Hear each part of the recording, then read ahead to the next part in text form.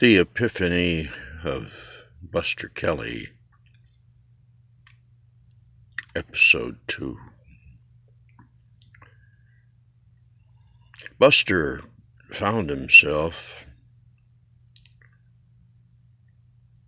in the tumble and slither of his life.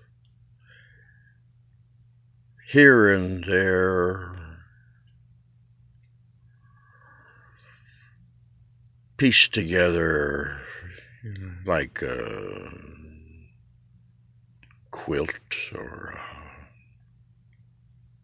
mosaic.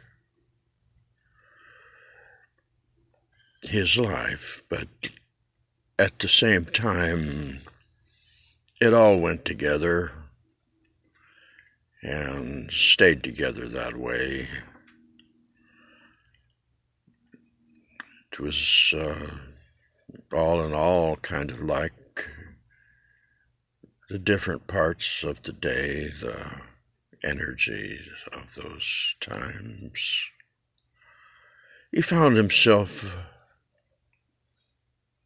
looking down from above at a scene, a mountain in the evergreen pine forest with a cleared trail rising up through the trees toward the ridge top. And as he looked down there, he saw himself walking along that trail, and a robed, hooded figure coming the other way, carrying a small pine bough, walked right by Buster on down the trail without acknowledging him. Buster walking on up, he could see from above, behind a tall pine tree on the trail. Now, Buster was a flyer. He really didn't need the styrofoam plane. He could rise up or drop off and sail around a bit. So that kind of a look down wasn't too unusual for him, but not having the substance of himself was a different kind of experience. There was no toil or turmoil or terror in it, but it was different. It was very quiet, and as far as he knew, he was alone, and that was okay too. And looking down, it was a scene of color and beauty, and Buster was awed with it from above there.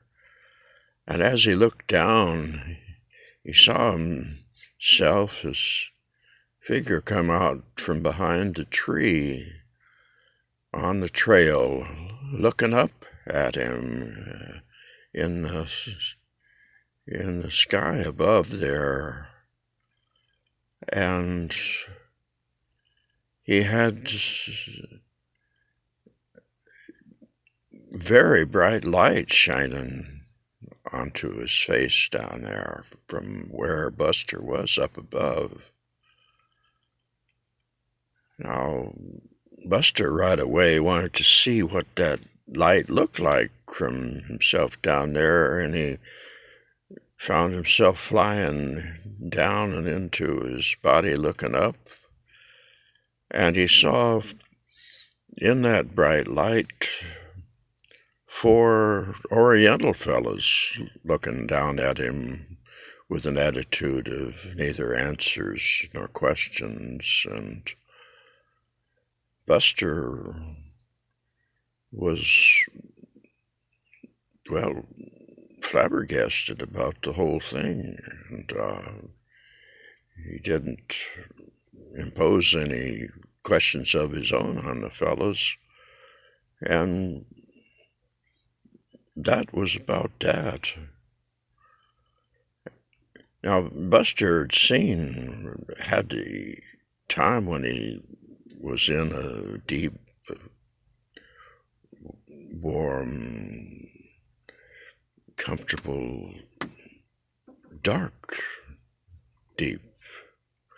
And he'd noticed that there were 4 elderly black ladies looking at him with the same attitude, but no great light shining in his eyes. Not that the light had been annoying particularly, but the ladies were looking at him with the same lack of needing to do anything else, and he felt himself looking back at them in the same way, and it was peaceful between them. And Buster did remember that.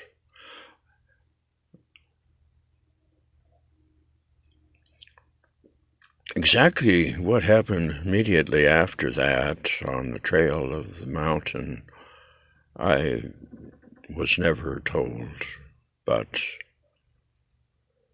we will continue with Buster up on the other side of the ridge, over the hill, to be continued.